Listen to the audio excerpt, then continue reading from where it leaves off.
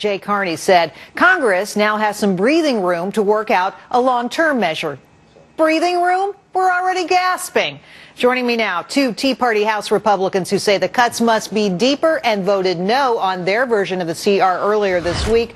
Michele Bachmann of Minnesota and Steve King of Iowa. Welcome to both of you. Thank you, Jerry. Thanks, Jerry. All right, so you guys voted against the CR originally because you wanted to take out Obamacare spending, and you say it's some $105 billion. Congressman Bachmann, tell us about that. Yes, this is a shock to members of Congress. This is an authorization bill, but a $105.5 billion appropriation was put into that bill. This is highly unusual, and as you know, Jerry, there was no debate about this while we were about to adopt Obamacare.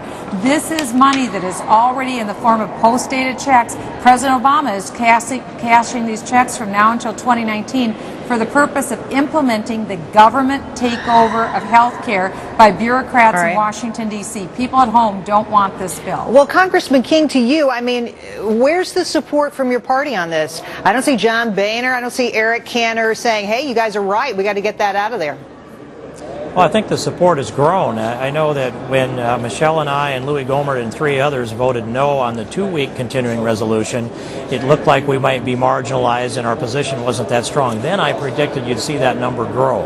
And it's grown now to 54 Republicans that voted no on the 3-week continuing resolution, some of them in support of Mike Pence's amendment to unfund Planned Parenthood. But that coalition has been formed now that has said we're not going to do any more temporary continuing resolutions. And it really isn't about whether it's 62 or 3 or $1 billion in cuts. It's about whether we're going to allow Obamacare to go forward. And the irony is that if Harry Reid and President Obama force a government shutdown over this, they still have $23.6 billion to implement Obamacare, and while the lights might go out other places, the little elves will be implementing Obamacare and everything else potentially it's the great debate, of course, and it's been going on for months and months, actually a year now since the legislation was passed. But the question that I've been asking for weeks now, there seems to me to be a very big rift in the Republican Party. To you, Congresswoman Bachmann, tell me about this rift. Is the Republican Party going to be able to stand together, or are they going to stand apart?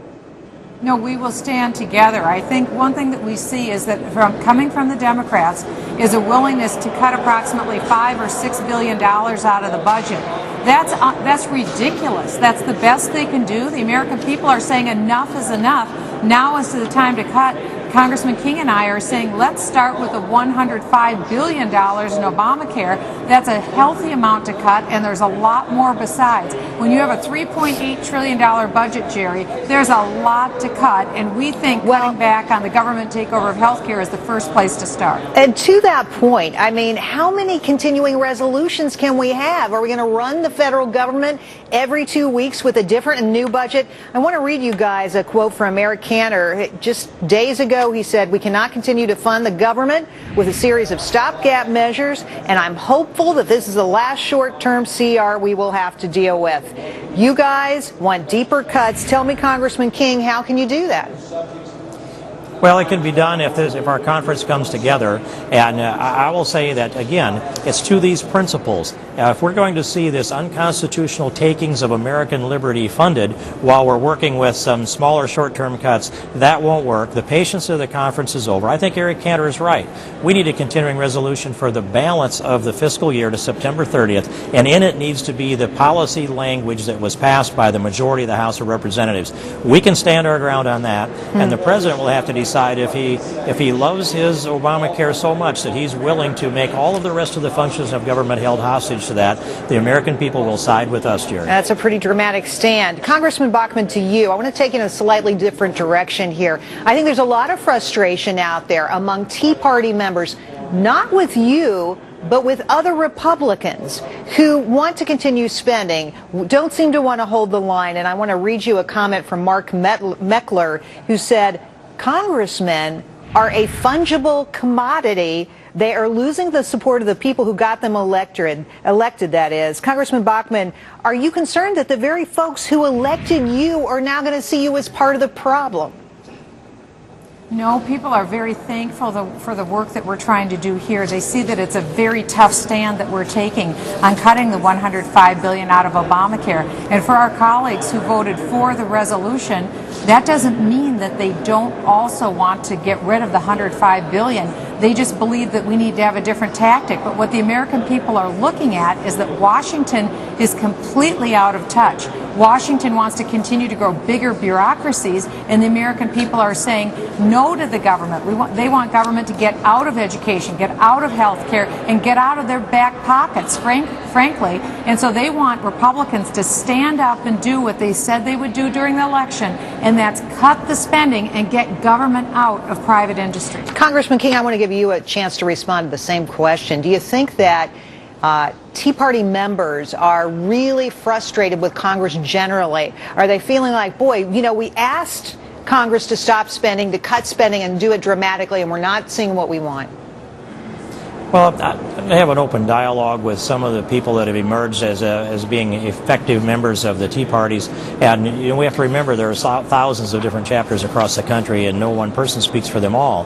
But I think there is some frustration out there. I don't think there's any question about that. But also, they understand that this was the first real effort on their part, and they've seen 87 new freshman Republicans come here. Not all of them Tea Party, but a good number of them philosophically aligned, and they know that part of the work of the American people is to be engaged constantly.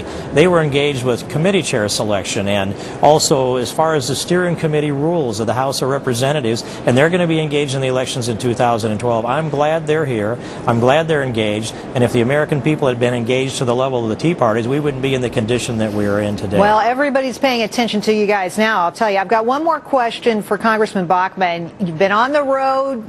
You're talking, you're walking like a presidential candidate. Are you? I haven't made a decision about that. I probably won't be making a decision until this coming summer. But what I'm trying to focus on are the very important 4 or 5 early primary states who will choose our candidate. And I just want to make sure, Jerry, that we're not forgetting the big picture, which is to make sure that we keep Barack Obama a one-term president. The country was better off having Jimmy Carter as a one-term president. I believe that having Barack Obama as a one-term president will also help us to be a better country. We're going to have to wait and see on that one. Thanks to both of you, though, for being with us today. Congresswoman Bachmann, Congressman